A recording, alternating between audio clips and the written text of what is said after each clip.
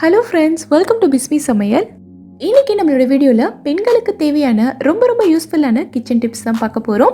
இந்த டிப்ஸ் எல்லாத்தையும் நீங்கள் தெரிஞ்சு வச்சுக்கிட்டிங்கன்னா உங்களோட பணமும் சரி, உங்களோட நேரமும் சரி ரொம்ப மிச்சமாகும். அது மட்டும் இல்லாமல் உங்களோட டெய்லி வேலைகள் ரொம்ப ஈஸியாக எந்த டென்ஷனும் இல்லாமல் முடிஞ்சிடும். என்னென்ன டிப்ஸ்ன்னு பார்க்கறதுக்கு முன்னாடி நீங்கள் நம்மளோட வீடியோவை இப்போ தான் ஃபஸ்ட் டைம் பார்க்குறீங்கன்னா நம்மளோட பிஸ்மி சமையலுக்கு சப்ஸ்கிரைப் பண்ணுங்கள். பக்கத்தில் இருக்கக்கூடிய பெல் ஐக்கானையும் கிளிக் பண்ணி அதில் ஆல்ங்கிற ஆப்ஷனையும் செலக்ட் பண்ணுங்கள். இப்போ நம்ம வீடியோக்குள்ளே போகலாம். நிறைய பேர் வீட்டிலையே கேக் செய்வீங்க.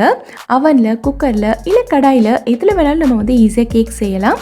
ஆனால் அந்த மாதிரி கேக் செய்யும்போது நீங்கள் அடியில் இந்த மாதிரி ஒரு பட்டர் ஷீட் யூஸ் பண்ணுவீங்க. இந்த மாதிரி ஒரு பட்டர் ஷீட் போட்டுட்டு அதுக்கு மேலே தான் கேக் செய்கிறதுக்கு மாவு ஊற்றுவீங்க. இந்த மாதிரி பட்டர் ஷீட் எல்லாம் நம்ம எல்லாருமே கடையில் தான் வாங்குவோம். இந்த டிப்ஸை நீங்கள் தெரிஞ்சுக்கிட்டிங்கன்னா பட்டர் ஷீட் இனி காசு கொடுத்து கடையில் வாங்கவே மாட்டீங்க. எப்போவுமே நீங்களாவே 2 நிமிஷத்தில் இது ரெடி பண்ணிப்பீங்க. எப்படிங்கிறத பார்க்கலாம். பட்டர் ஷீட் செய்கிறதுக்காக நான் இன்றைக்கி ஒரு A4 ஷீட் எடுத்திருக்கேன்.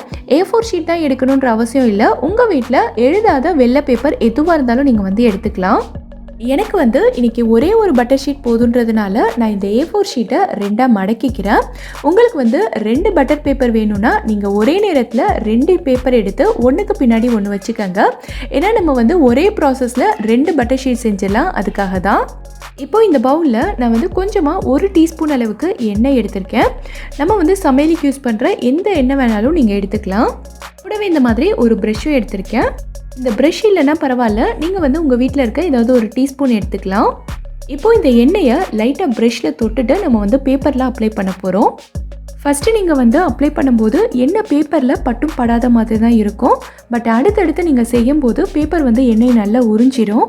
நம்ம இந்த மாதிரி மேலே இருக்க பேப்பரில் மட்டும்தான் எண்ணெய் அப்ளை பண்ண போகிறோம். ஏன்னா பொதுவாகவே எண்ணெய் பேப்பரில் கொட்டுச்சுன்னா அது அடுத்தடுத்த பேப்பர்லையும் நல்லா உறிஞ்சிக்கும். அதே மாதிரி தான் நம்ம மேலே இருக்க பேப்பரில் மட்டும் எண்ணெய் அப்ளை பண்ணால் போதும். அடுத்த பேப்பர்லையும் இது ஈஸியாகவே உறிஞ்சிரும். இப்போ பார்த்தீங்கன்னா மேலே இருக்க இந்த பேப்பர் ஃபுல்லாகவே நான் எண்ணெய் அப்ளை பண்ணியிருக்கேன். நான் எடுத்து காட்டுறேன் பாருங்கள். நம்ம மேலே அப்ளை பண்ண எண்ணெய் கீழே இருக்க பேப்பரும் நல்லா உறிஞ்சிருக்கு. இப்போ இந்த பேப்பரை நான் விரித்து காட்டுறேன் பாருங்கள். இந்த பேப்பர் ஃபுல்லாகவே நல்ல எண்ணெய் அப்சர்வ் ஆகிருக்கு. இந்த பேப்பர் உறிஞ்சினது போக இன்னும் மீதி இதில் நிறைய எண்ணெய் இருக்குது பாருங்கள். இதை நம்ம என்ன பண்ணலான்னா இந்த மாதிரி ஒரு டிஷ்யூ எடுத்து ஃபுல்லாக தொடச்சி விட்டுருங்க. 2 பக்கமும் நல்லா திருப்பி தொடச்சி விட்டுருங்க. இந்த மாதிரி டிஷ்யூ இல்லைன்னா பரவாயில்ல, ஒரு வெள்ளை துணி உங்கள் வீட்டில் இருந்ததுன்னா அதை எடுத்துகிட்டு இந்த மாதிரி நல்லா தொடச்சி விட்டுருங்க. கலர் துணி எடுத்து துடைக்கக்கூடாது. இந்த மாதிரி டிஷ்யூ வச்சு நல்லா தொடச்சி எடுத்துட்டிங்கன்னா ஒரு சூப்பரான பட்டர் ஷீட் நமக்கு 2 நிமிஷத்தில் ரெடி ஆயிடுச்சு. நீங்கள் ஒரே நேரத்தில் 2 பேப்பரை ஒன்றுக்கு பின்னாடி ஒன்று வச்சு செஞ்சிங்கன்னா ஒரே நேரத்தில் 2 பட்டர் ஷீட் கிடச்சிரும். இப்போ இந்த பட்டர் ஷீட்டை இந்த மாதிரி ஒரு கேக் மோல்டோட சைஸ்க்கு ஏற்ற மாதிரி ரொம்ப ஈஸியாக எப்படி கட் பண்ணலாங்கிறத பார்க்கலாம். இந்த பட்டர் ஷீட்டை 4ஆக மடிச்சுட்டு இப்போ அடுத்தடுத்து இந்த மாதிரி நல்லா மடிச்சிருங்க. இப்போ இதை கேக் மோல்டோட சென்டரில் இருந்து இந்த எட்ஜ் வரைக்கும் வச்சுட்டு இந்த இடத்துல நம்ம கட் பண்ணிக்கலாம். இந்த மாதிரி கட் பண்ணிவிட்டு நம்ம விரிச்சோன்னா கேக் மோல்டோட சைஸ்க்கு ஏற்ற மாதிரி கரெக்டாக இருக்கும். இதை உள்ளே வச்சுட்டு நீங்கள் இதுக்கு மேலே கேக்கோட பேட்டர் ஊற்றிக்கலாம். இதே மாதிரி தான் நீங்கள் குக்கர்லேயோ இல்லை கடாயிலையோ எதில் கேக் செய்ய போகிறீங்களோ அதில் இந்த பட்டர் ஷீட் யூஸ் பண்ணிக்கலாம். ரொம்ப யூஸ்ஃபுல்லாக இருக்கும். ட்ரை பண்ணி பாருங்கள். இப்போது அடுத்த டிப் என்னங்கிறத பார்க்கலாம். இப்போது இந்த ப்ரஷ்ஷில் நம்ம எண்ணெய் தொட்டு அப்ளை பண்ணோம் இல்லையா, நம்ம கேக் செய்கிறதுக்கு மட்டும் இல்லை, இந்த ப்ரஷ் தோசை சுடுறதுக்கோ இல்லை சப்பாத்தி சுடும்போது எண்ணெய் அப்ளை பண்ணுறதுக்கு கூட நமக்கு ரொம்ப ஈஸியாக இருக்கும். இப்போ இந்த ப்ரஷ்ஷை நம்ம எப்பவும் போல் டிஷ்வாஷர் போட்டு சாதாரணமாக கழுவுனோன்னா இதில் இருக்க எண்ணெய் பசை நமக்கு அந்த அளவுக்கு போகாது. நீங்கள் எப்பவும் போல் டிஷ்வாஷர் போட்டு கழுவிட்டு நல்லா காஞ்சதுக்கப்புறமா உங்கள் கையில் தொட்டு பாருங்கள். இந்த ப்ரஷ்ஷை நீங்கள் தொட்டு பார்த்தீங்கன்னா இந்த ப்ரஷ்ஷில் இருக்க எண்ணெய் பசை உங்களுக்கு நல்லா ஃபீல் ஆகும் உங்களோட விரல்களில். அதே மாதிரி இடுக்குகளில் இருக்கிற எண்ணெய் பசையும் நமக்கு அந்த அளவுக்கு போகாது. ஸோ இதை ரொம்ப ஈஸியாக ஒரு எண்ணெய் பசை கூட இல்லாமல் ரொம்ப நீட்டாக எப்படி கழுவுறதுன்னு பார்க்கலாம். இப்போ இந்த பவுலில் நான் கொஞ்சமாக பேக்கிங் சோடா எடுத்திருக்கேன். இது நம்ம வீட்டில் எப்போவுமே யூஸ் பண்ணுற ஆப்ப சோடா தான். இது கூடவே கொஞ்சமாக பாத்திரம் கழுவுற லிக்விட் எடுத்திருக்கேன். இது கூடவே கொஞ்சமாக தண்ணியும் சேர்த்துக்கலாம். இப்போ இதை இந்த மாதிரி நல்லா கலந்து விட்டுட்டு இந்த ப்ரஷ்ஷை இதிலேயே ஒரு 10 நிமிஷத்துக்கு நல்லா ஊற விட்டுருங்க. நம்ம சேர்த்துருக்க பேக்கிங் சோடா இந்த எண்ணெய் பிசுக்கு எல்லாத்தையுமே கம்ப்ளீட்டாக எடுத்துரும். இப்போ ஒரு 10 நிமிஷம் நல்லா ஊறினதுக்கப்புறமா இந்த ப்ரஷ் எடுத்து நீங்கள் நார்மல் வாட்டரில் நல்லா கழுவிடுங்க. கழுவுனதுக்கப்புறமா இந்த ப்ரஷ்ஷில் கொஞ்சம் கூட எண்ணெய் பசை இருக்கவே இருக்காது. ரொம்ப யூஸ்ஃபுல்லாக இருக்கும்னு நினைக்கிறேன். ட்ரை பண்ணி பாருங்கள். நம்ம எல்லார் வீட்லேயுமே இந்த மாதிரி ஸ்டீல் வாட்டர் பாட்டில்ஸ் இருக்கும். இப்போ எல்லாருமே நம்ம வந்து இதை தான் யூஸ் பண்ணுறோம். இந்த மாதிரி வாட்டர் பாட்டில்ஸ் எல்லாம் ரொம்ப சீக்கிரமாக இதோட கழுத்து பகுதியில் அடிப்பகுதியிலலாம் ஒரு மாதிரி வலுவழுப்பு தன்மையாயிரும். ஸோ இந்த மாதிரி வாட்டர் பாட்டில்ஸ் எல்லாம் நம்ம வந்து ப்ரஷ் யூஸ் பண்ணாமலேயே ரொம்ப ஈஸியாக எப்படி க்ளீன் பண்ணுறதுன்னு பார்க்கலாம். இதுக்கு நம்ம யூஸ் பண்ண போகிறது பார்த்திங்கன்னா இந்த மாதிரி அரிசி தான். கொஞ்சமாக அரிசி எடுத்து இந்த பாட்டிலுக்குள்ளே நான் வந்து போட்டுக்கிறேன். கூடவே கொஞ்சமாக நம்ம வந்து பாத்திரம் கழுவுறதுக்கு யூஸ் பண்ணுற லிக்விட் ஊற்றிக்கிறேன். இப்போது இது கூடவே கொஞ்சமாக தண்ணியும் சேர்த்துட்டு வாட்டர் பாட்டிலை நல்லா டைட்டாக க்ளோஸ் பண்ணிவிடுங்க. இப்போ இந்த வாட்டர் பாட்டிலை இந்த மாதிரி மேலேயும் கீழேயும் நல்லா குலுக்கி விட்டுருங்க. நம்ம இந்த பாட்டிலுக்குள்ளே சேர்த்துருக்கிற அரிசி வந்து ஒரு ஸ்க்ரப் மாதிரி உள்ளே இருக்கிற வலுவழுப்பு தன்மை எல்லாத்தையும் ரொம்ப நீட்டாக க்ளீன் பண்ணிடும். இந்த மாதிரி நல்லா குலுக்கி விட்டதுக்கப்புறமா இந்த பாட்டிலை நீங்கள் எப்பவும் போல் நல்லா கழுவி எடுத்துட்டிங்கன்னா உள்ளே இருக்கிற வலுவழுப்பு தன்மை எல்லாமே கம்ப்ளீட்டாக நமக்கு போயிடும்.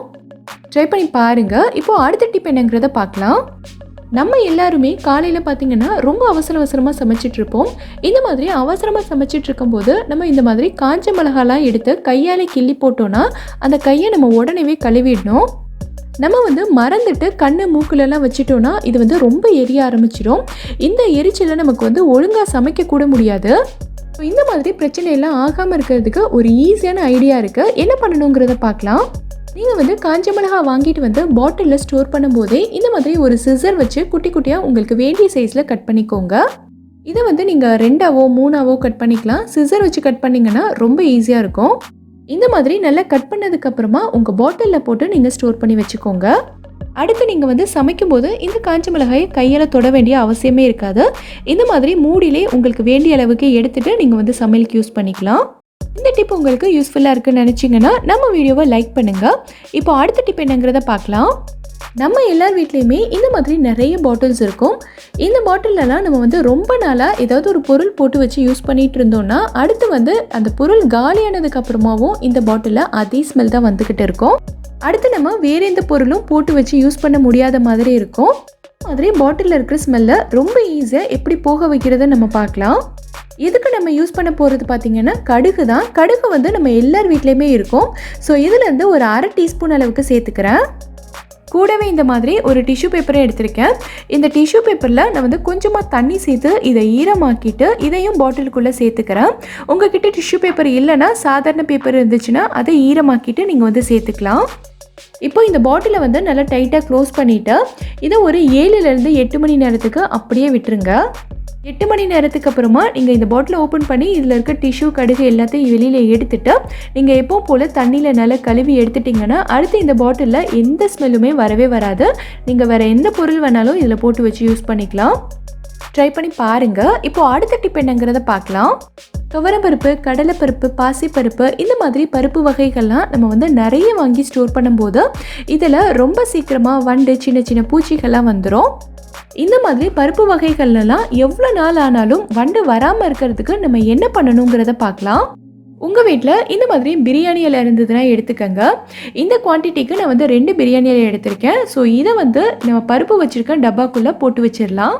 இந்த பிரியாணி இலையோட வாசத்துக்கு இதில் வண்டு பூச்சி எதுவுமே வரவே வராது. எவ்வளோ நாள் வேணாலும் நீங்கள் ஸ்டோர் பண்ணி வச்சு யூஸ் பண்ணிக்கலாம். ட்ரை பண்ணி பாருங்கள். இந்த வீடியோவில் நான் சொல்லியிருக்க எல்லா டிப்ஸுமே உங்களுக்கு ரொம்ப ரொம்ப யூஸ்ஃபுல்லாக இருக்கும்னு நினைக்கிறேன். எந்த டிப் உங்களுக்கு ரொம்ப யூஸ்ஃபுல்லாக இருந்ததுங்கிறத கீழே இருக்க கமெண்ட்டில் எனக்கு சொல்லுங்கள். இந்த வீடியோ பிடிச்சிருந்தா லைக் பண்ணுங்கள். உங்கள் ஃப்ரெண்ட்ஸ் உங்கள் ஃபேமிலி மெம்பர்ஸ் கூட இந்த வீடியோவை ஷேர் பண்ணுங்கள். மறக்காமல் நம்ம பிஸ்மி சமையலுக்கு சப்ஸ்கிரைப் பண்ணிவிட்டு பக்கத்தில் இருக்கக்கூடிய பெல் ஐக்கானை கிளிக் பண்ணி அதில் ஆல் ஆப்ஷனையும் செலக்ட் பண்ணுங்கள். தேங்க்யூ.